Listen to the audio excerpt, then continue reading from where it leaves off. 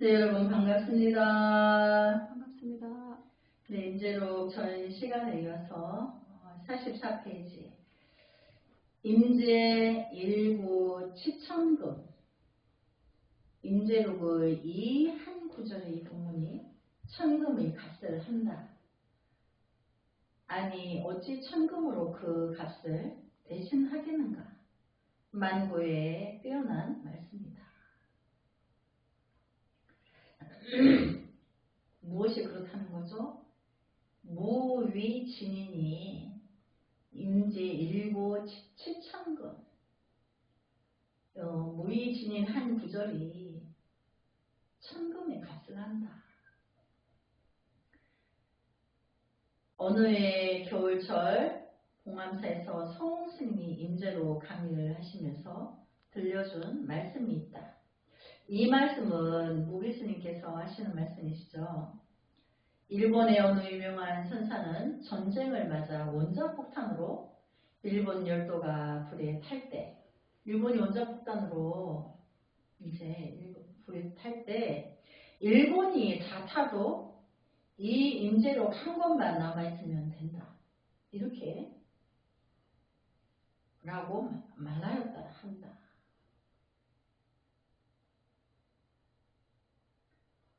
일본에서도 임재록을 그렇게 크게 본다는 거예요.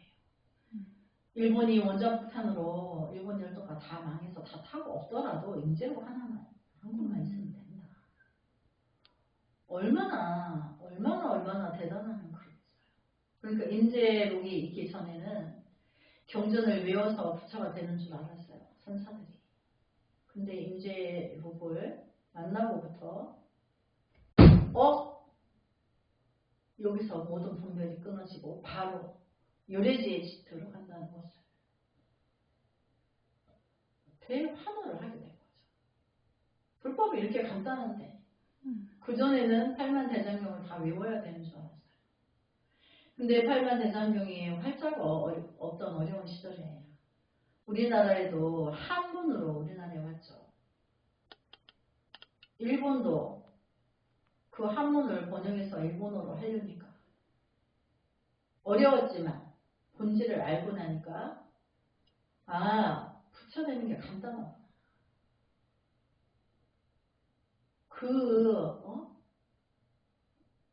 하고 화를 했는 그게 얼마나 통쾌한지 그거면 되는 것을 이걸 몰라서 죽은 그 전에 임재록을 모르고 못 만나고 죽은 선사들이 얼마나 억울해하겠어요.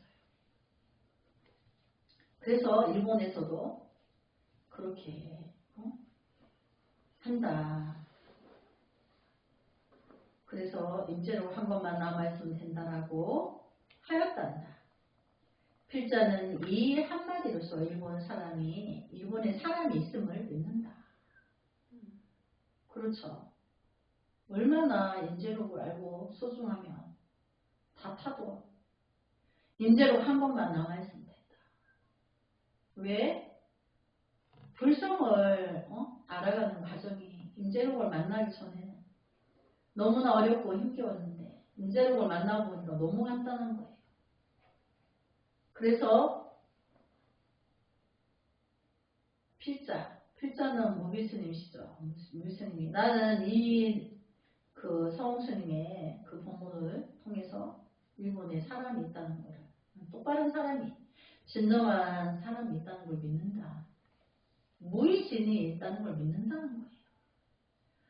자기 무의진인을 알지 못하면 이런 말을 할 수 없죠. 그래서 일본을 얕보지 않는다. 일본에 무의진인이 있는데 얕보면 안 되죠. 임재록을 알아보는 사람인데 어찌 얕볼 수가 있겠는가. 나는 도반의 절을 방문했을 때 그의 방에 무의진인이나 수처작주라는 족자 하나만 걸려있으면 그 도반을 달리 본다. 더 친해지고 더 존경하게 된다. 글씨야 졸필이든 아무 관계없다. 그러니까 글씨를 잘 지렁이처럼 쓰더라도 그 공부하는 스님이 자기 방문이거나 뭐 벽에 무의진인 아니면 수처 작주, 수처 작주는 무의진인과 똑같은 말이에요. 글씨가 지렁이처럼 되더라도 그 글자 하나 있으면 된다. 달리 본다. 바른 수행을 하고 있기 때문에 달리 본다는 거예요. 그래서 이제 인재스님 법상에 오르니 한 스님이 나와서 절을 하였다. 인재스님이 곧 바로 하를 하였다. 인재스님이 법상에 올랐는데 한 스님이 나와서 절을 하니까 인재스님이 이렇게 했다는 얘기죠. 그랬더니 그 스님이 말했다. 노화상께서는 사람을 떠보지 마십시오. 절한 스님이 이제 이렇게 말을 하는 거예요. 그러니까 인재 스님이 말씀하셨다. 네가 말해보아라. 하고 할의 의도가 무엇인가? 그랬더니 그 스님이 곧바로 하고 그 스님도 할을 한 거예요. 말해보라. 뭐하라 했더니 말로 안 하죠. 할로서 하고서는 답을 했죠. 그러면 서로 알았다는 거예요. 그래서 이제 또 어떤 스님이 물었다. 어떤 것이 불법의 큰 뜻입니까? 무엇이 불법이 되어 있냐? 이제 무엇이 부처냐? 이걸 묻는 거죠. 인재 스님이 문득 하고 하를 하니 그 스님은 예비하였다. 인재 스님이 말씀하셨다. 내가 한번 말해봐라. 이 할이 훌륭한 할인가? 그 스님이 말했다. 최하의 도적이 크게 실패했습니다. 그러니까 인재 스님이 하니까 그 스님이 예배를 했더니 인재 스님이 내가 했는 것이 옳은 할인가? 말해봐라 하니까 최하의 도적이 크게 실패했습니다. 그러니까 자기의 아니람을 자기가 알아차렸다는 거죠. 인재 스님이 말씀하셨던 무엇을 잘못했는가? 이렇게 물으니까 그 스님이 말했다. 2번 잘못은 용서하지 않습니다. 그러니까 인재 스님이 곧바로 하고 맞다 이렇게 인간해 주신 거예요. 그러니까 한 번에 알아차려야지. 했는데 그 한 번에 딱 알아차려야지. 그래서 2번에 알면 안 된다는 거예요. 그러니까 2번은 잘못을 용서하지 않는다. 그러니까 인재 스님이 다시 이제 그거를 해주는 거죠.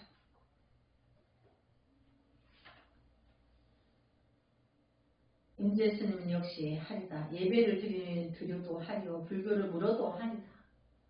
나에게서 불교 이외에 다른 것을 찾지 말라는 뜻이다. 우리가 만나서 불법에 주고받을 일이 또 무엇이 있겠는가? 그렇죠. 우리 공부하는 사람들이 만나서 할 일이 뭐 있어요? 만나서 할 일이 있죠. 상대의 미혹도 분별 끊어주고 나의 미혹도 끊는 동시에 상대의 미혹도 분별도 끊어주는 건데 그거면 됐지. 다른 거 할 일이 없다. 그래서 호사가들은 할례도 사람을 떠보는 할과 법을 바로 보는 할과 상대를 제압하는 할 등등을 별한다. 호사가들은 뭐 품팔식이죠. 분별작용을 일으키는 사람들. 남의 말 하기 좋아하는 사람들을 호사가라고 하는 거예요.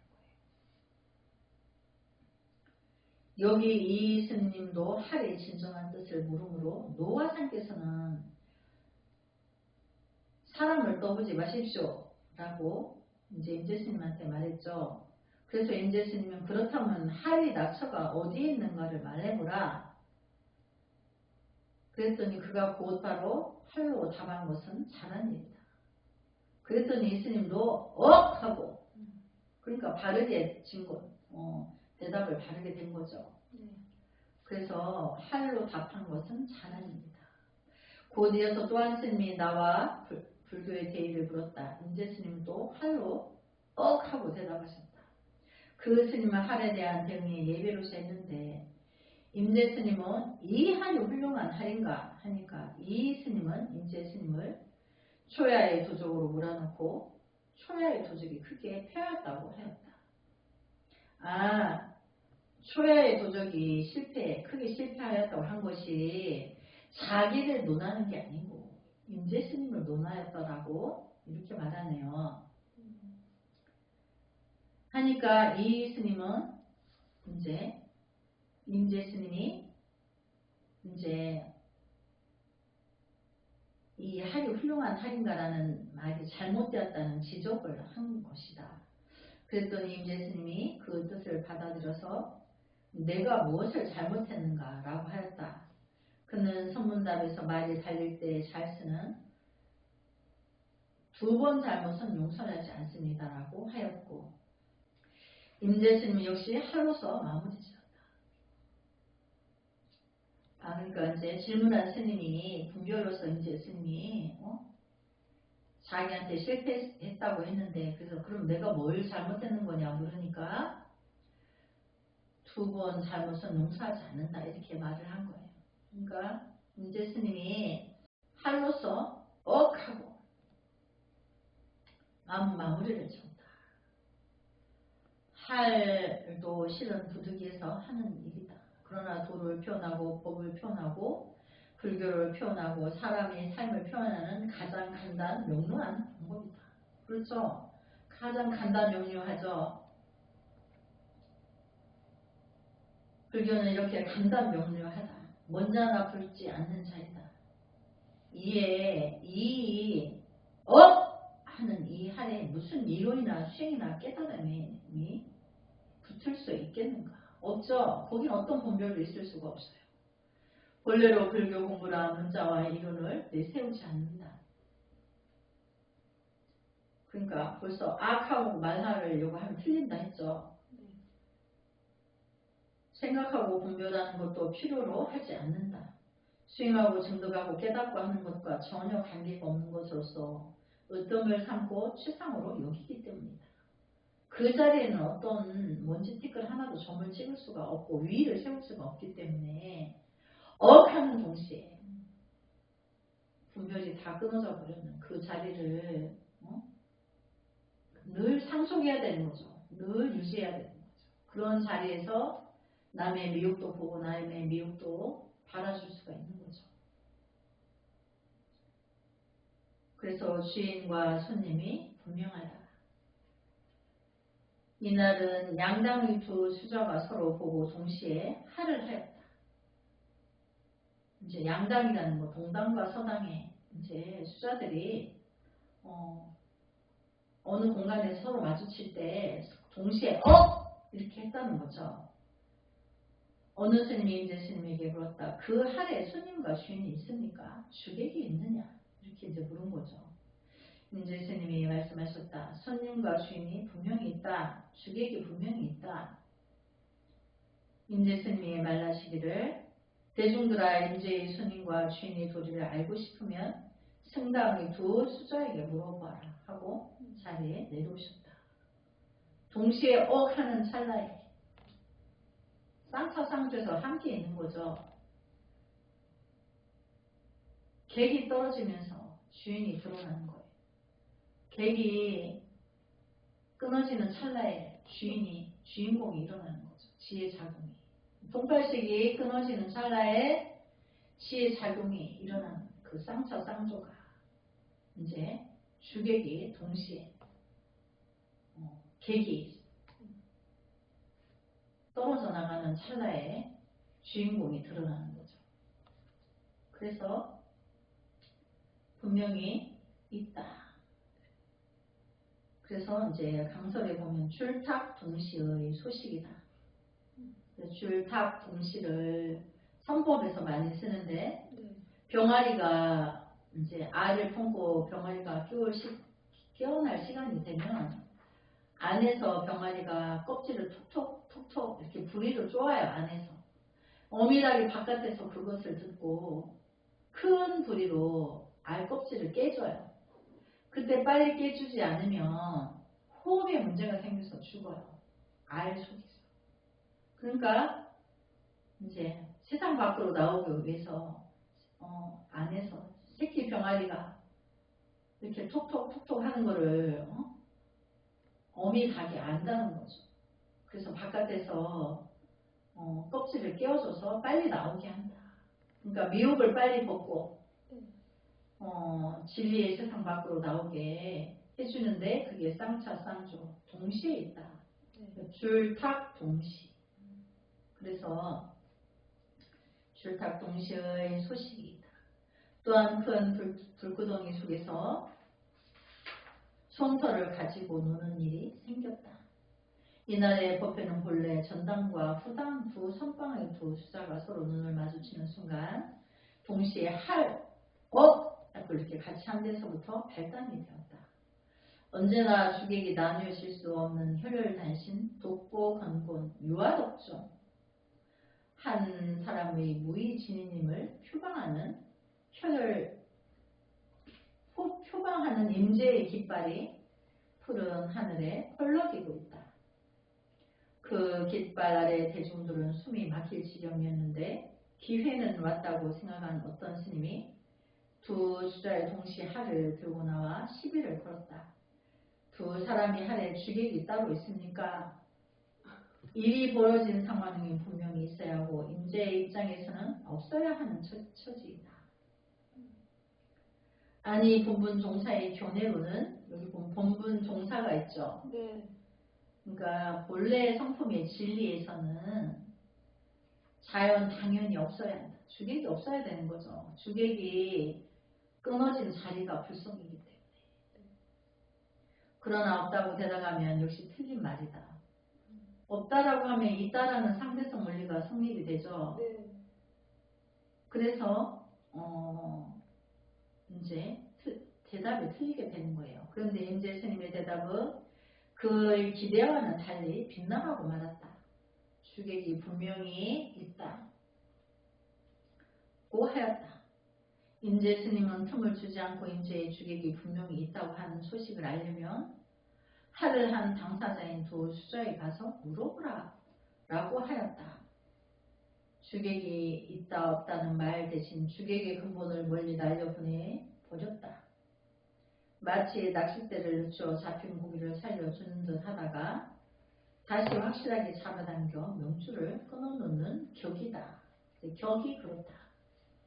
그러니까 사람들이 미혹을 어리몽동하게 긴가민가 하는 것을 확실히 끊어주기 위해서 이제 임재스님은 주객이 있다 이렇게 말을 했지만 불성의 본질에서는 주객을 초월한 자리가 불성이기 때문에 있다고 하면 안 맞지만 그래도 있다고 한 것이다. 일체 세상 사는 모두가 주객이 나누어진 데부터 벌어지고 다시 삼라만상과 우주 만물이 벌어진 것이다. 그러니까 주객이 전도되었다. 그것은 통팔식이 전도망상을 주객이 전도되었다라고 하는 것과 같은 말이에요. 그래서 이렇게 하여 경계에 끌려다니게 되면 고향에 돌아올 기약이 없다. 내 안에 불성이 돌아올 기약이 없다. 그 통팔식에 끄달려 다니니까. 임재스님은 그러한 사실들을 이처럼 간단 명료하고 상큼하게 해결하였다. 그래서 그 다음 용제가 불교의 대의가 무엇인가? 법상에 오르자 한 스님이 물었다. 무엇이 불교의 대의입니까? 임재스님이 벌레를 쫓는 불자를 세워들었다. 그러자 그 스님이 곧 탈을 하니 임재스님이 바로 후려쳤다.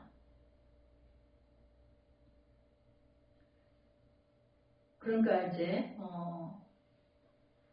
무엇이 부처의 대의냐고 묻자 임재스님이 이제 벌레를 쫓는 불자를 이렇게 이제 그런 기구가 있는데 그걸 이렇게 들어 보였다는 거예요. 그랬더니 그 스님이 업! 하고 거기다가 하를 한 거예요. 그게 이제 맞지 않는 거예요. 거기다 하를 하는 게. 그래서 인제 스님이 바로 후려쳤다. 모르고 하를 쓰는 거죠. 알고 쓰는 게 아니고. 그래서 한 대 후려쳐준 거예요. 정신 차리라고. 또 다른 스님이 물었다. 무엇이 불교의 대의입니까? 인제 스님이 또 불자를 세워들었다. 그 스님도 곧 하를 하였다. 그러니까 이제 공부하는 수자들이 인제 스님이 뭐라고 하고 무슨 그거를 하면 너나 없이 그냥 억억 하는 거예요. 그 맞지도 않는 억을 하니까. 보고 있다가 가서 또 인제 스님이 또 곧 가서 후려쳤다. 이거는 인제 스님이 하를 쓰는 게 아니고 방을 쓰는 거죠. 후려칠 때는. 그러니까 이제 인제 스님이 뭐 억하고 하면 인가를 해주고 하니까 그 소리 듣고 싶어서 미혹하니까. 그때나 지금이나 똑같아. 대중의 심리는. 공부가 미혹한 대중의 심리는 똑같아. 그래서 인제 스님이 하도 한이 유명하니까 너나 없이 그냥 엇거가지고 내가 이렇게 했더니 인제 스님께서 나한테 내가 억하니까 스님도 나한테 억해줬어 이렇게 들을 그거를 하고 싶어서. 근데 인제 스님이 안 했죠. 방을 썼죠. 맞지 않는 짓을 하고 있으니까. 그래서 큰 스승은 미혹한 짓 하는 제자를 바로 알아보는 거예요. 틈을 주지 않고 그냥 바로 방을 써서 방금 전에 미혹에 떨어져 있던 그 대중 스님을 분별을 끊어준 거예요. 방을 써서. 이 대목에 대해서 함부로 추각을 달거나 설명을 하지 말라는 엄명이 있다. 하지만 필자는 말하고 싶다. 임재로운 불법의 대의에 잠 못 이루는 사람들을 위한 책이다. 부처의 불법의 대의를 알고 싶어서 몸이 달아서 애가 닳고 잠도 안 오고 그래서 메마른 숨만 이제 쉬고 있는데 이렇게 해서 불성을 그 답을 주니 얼마나 감사해. 그러니까 임재록의 불법에 대해 잠 못 이루는 사람들을 위한 책이다. 그들에게 정말 감로와 같은 그런 책이라는 거죠. 인생의 진정한 의미의 몸살이 난 사람들을 위한 가르침이다. 그렇죠. 자기의 불성을 알고 싶어서 안달이 났는데 그게 어딘지를 몰라. 어디쯤인지 몰라. 어디를 말하는지 몰라. 근데 그렇게 분별을 단방에 끊어주는 억하고 하를로서 분별을 끊어주니까. 그래서 그러므로 불법에 대해서 인생이 돼도 관심이 없는 사람들은 읽어도 무슨 말인지를 모를 것이다. 관심 없는데 뭐 억이 뭔지 할이 뭔지 그게 몰라도 사는데 뭐 불편하지 않아. 그러니까 관심도 없다는 거죠. 그러나 내세를 믿는 인과를 믿는 공부하는 불자들은 이거 모르면 안 되는 거죠. 알아야 되는 거죠. 왜 억했는지. 그때 찰나에는 거기에 임재가 스승에게 하루 3번 방 맞을 때 그 자리와 같은 거예요. 그래서 불교의 대의는 실로 모든 사람들을 영원한 화두다. 불교를 공부하는 사람들은 천형이다. 진정한 불교가 무엇일까? 여기 보면 천형 하늘의 형벌이다. 그러니까 화두를 들고 나의 불성을 만나기 위해서 내가 부처가 뭐가 부처일까? 무엇이 부처의 뜻일까? 이렇게 화두를 들고 노심초사하면서 저기 누구도 한 소식 하고 누구도 한 소식 했다는데 나는 아직 모르고 애달아 죽는 거죠. 그러니까 비유해서 천육이다. 하늘의 벌이라고 비유를 하는 거예요. 그 애달는 그 마음을 두고. 근데 그 애달음이 없이는 자기 불성을 만날 수가 없어요. 어느 순간이 오면 그 애달음으로 온통 그 애달음 때문에 슬프기도 하고 아프기도 하고 이루 말할 수 없는 고초가 있는 거예요. 진정한 불교가 무엇일까? 도가, 진리가 무엇일까? 인생의 실상은 무엇일까 하는 이러한 문제의식이야말로 사람들을 사람답게 하는 길이다. 그래서 내 안의 불성을 만나는데 화두를 들고 자는지 먹는지 입는 건지 분간 못하면서 그 시름에 젖어있는 그 사람이 진정한 사람답게 하는 길입니다. 그런데 여기에 너무나 쉽고 간단한 답이 있다. 사람의 사는 모습을 그대로가 불교다. 진리다. 도다. 그 사람 그대로가 불교인데 다시 물으니 뭐라고 올려줄 수밖에 없다. 가장 쉽고 간단 명료하게 열어 보여주고 깨닫게 해주고 그 속에 들어가게 한 것이다. 그래서 매일매일 행복하게 하였다. 그렇죠. 이 할로서 공멸에 떠있는 공부하는 이들에게 기쁘고 행복하게 했다. 그럼 뭘로 기쁘고 행복하게 하겠어요? 여기다가 뭐 물질을 들이댄다고 행복해지겠어요? 그래서 그들이 매일매일 행복했다. 하면 내가 분별이 떨어지니까. 임재스님은 누구보다도 친절하고 자비스러운 분이다. 그런데 왜 불교를 어렵게 설명하겠는가? 가장 알아듣기 쉽고 바르게 가르쳐주는 분이다. 그렇죠. 가장 알기 쉽게 가르쳐주는 분이죠. 지혜와 자비가 충만하고 그 가르침이 가장 뛰어난 분이다. 그래서 불교 역사상 가장 큰 선지식이다. 임재스님 이후에는 모든 조사들과 노화상들의 선지식들이 다 임재스님의 법을 이어놓으라고 자랑하고 있다. 왜? 너무나 간단하니까. 흠모하고 연민에 맞지 않을 수가 없는 거예요. 이렇게 간단한 불교를 전해줬으니. 그래서 다 임재스님의 법을 이어놓으라고 자랑하고 임재스님의 후손이 아니면 명함을 내밀지 못한다. 사찰마다 질비한 비문들이 그를 증명한다. 사찰에 가면 선방이 있는데 그 선방에 문마다 무의신인, 불의법문, 수처작주, 사류간에 한 문구 이런 것들을 다 붙여놓는다는 거죠. 임재 문중에 있다고 자랑을 그렇게 한다는 거죠.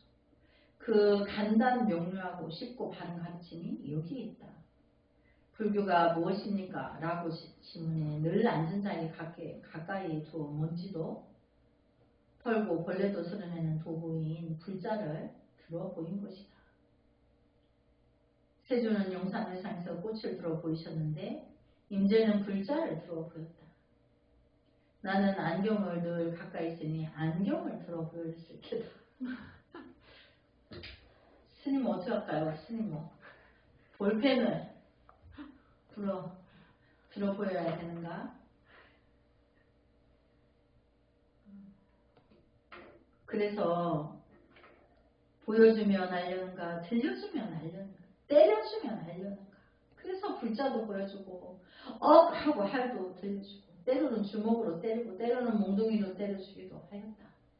그렇게 높아심으로 모든 정성을 다 또 쏟아서 열어주고 보여주고 깨닫게 해주고 들어가서 논일게 해주었다. 그러니까 이렇게 하면 알까 저렇게 하면 알까. 방도 쓰고 할도 쓰고 뺨도 갈기고 주먹으로도 때리고 20방을 3번이나 때리기도 하고 높아심으로 그랬다는 거죠. 말이 난김에 불자에 대해서 확실한 이야기를 해두고 싶다. 부처님께서 어느 날 광엄성의 미후지라는 못 옆에 있는 고각당에 계셨다. 여러 비구들이 모기와 온갖 벌레들의 침입을 막았다. 상처난 곳에 붙어서 쏘고 빨아먹음으로 가려워서 견딜 수가 없었다. 부처님께 말씀드렸더니 부처님은 여러 비구들에게 모기나 벌레를 떨어내는 도구를 소유해도 된다라는 허락을 하셨다. 그래서 그 후부터 비구들이 떠리개를 갖게 되었다. 뒷날 법을 쓰는 도구로도 사용하게 된 것이다. 그러니까 이제 거기 여름철이 오면 벌레들이 많이 오죠. 모기, 파리 이런 것들이. 근데 그것들이 와서 상처난 곳을 물고 하니까 가렵고 하니까 그거를 떨어내는 불자를 가지게 허락을 했다는 거죠. 우리 말로 하면 파리채를 하나씩 줬다 이 말이에요. 파리도 잡고 모기도 잡죠. 근데 이제 그거를 나중에는 뭐가 불법에 대입니까 했더니 그거를 들어 보였다는 거예요. 근데 그거를 들어 보이면 아무 생각이 없죠. 해야 되는 순간에 아무 생각이 없듯이 분별이 끊어진단 말이에요. 얼토당토하는 거를 거창한 대답을 주실 줄 알았더니 그 파리채를 하나 들어 보였다 이 말이에요. 그래서 거기에 분별이 끊어졌다. 그 행위 속에서.